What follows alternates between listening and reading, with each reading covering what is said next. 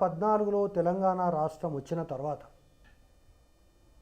ఇది చాలామంది తెలంగాణ వాదులకు తెలియనటువంటిది, లేదా మేమందరం కూడా ఒక తెలంగాణ వచ్చినటువంటి సంబరంలో ఉన్నటువంటి సందర్భంలో మాకెవరికి స్పృహకు రానటువంటి కొన్ని విషయాలు ఈరోజు తెలంగాణ సమాజానికి నేను చెప్పాల్సినటువంటి అవసరం ఉంది.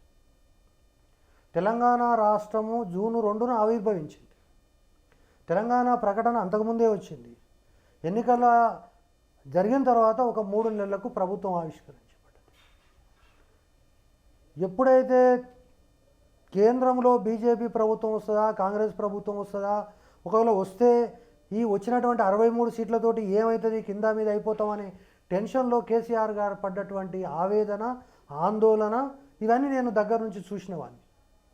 అప్పుడు ఉన్నటువంటి గవర్నర్ నరసింహన్ను కాళ్ళ దగ్గర బేరమాడి నరసింహ గారు ఒకటే చెప్పారు, జూన్ 2కు తెలంగాణ వస్తే చాలా గొప్ప విషయము. తెలంగాణ అంటే ఒక ముఖ్యమంత్రి కాదు, గ్రామ సచివాలయ కార్యదర్శి నుంచి చీఫ్ సెక్రటరీ వరకు మొత్తం కూడా బైఫర్కేషన్ జరిగితే తప్ప ఇది సాధ్యం కాదు. బైఫర్కేషన్లో చాలా సమస్యలు ఉన్నాయి. ఆ రోజు ముఖ్యమంత్రి గారు చెప్పిన విషయాలంటే, ఉద్యోగుల యొక్క పంపిణీ నాకు వదిలిపెట్టండి, ఆంధ్రోడు మర్యాద పోతే పోయిండు, లేకపోతే వాడిని ఆదిలాబాద్ ఎట్లా పంపించాలో నేను పంపిస్తా. హరీష్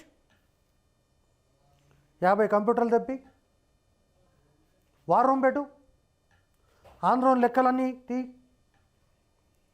సరే, మరి ఉద్యమంలో మీరు ఇంత చేసినారు, నా తర్వాత ఉద్యమం చేసిన వాళ్ళు మీరే, మరి ఎన్ని కావాలి మంత్రి పదవులు మీకు? ఒకటైతే చేస్తాం, లేదు సార్ 2 కావాలి. సో శ్రీనివాస్ గౌడ్ మంత్రి, స్వామి గౌడ్ మంత్రి. ఇక మేము నిజమే అనుకున్నాము, వార్ రూమ్ నిజమే అనుకున్నాం, మంత్రి పదవులు నిజమే అనుకున్నాం. ఇక మెల్లమెల్లగా పరిస్థితులు చేజారినాయి. ఐఏఎస్లు దగ్గరైనరు.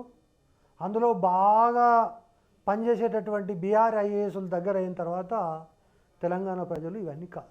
9.5 సంవత్సరాల ఈ పరిపాలన అనేటటువంటిది తెలంగాణ రాష్ట్రాన్ని 2014 జూన్ 2న బందిపోటు దొంగలకిస్తే, ఈరోజు 2023 డిసెంబరు 7వ తారీఖున రేవంత్ రెడ్డి గారు బందిపోట్ల నుంచి తీసుకుంటే కూడా ఇగో ఇంతటి విధ్వంసం తెలంగాణకు జరిగి ఉండేది కాదు.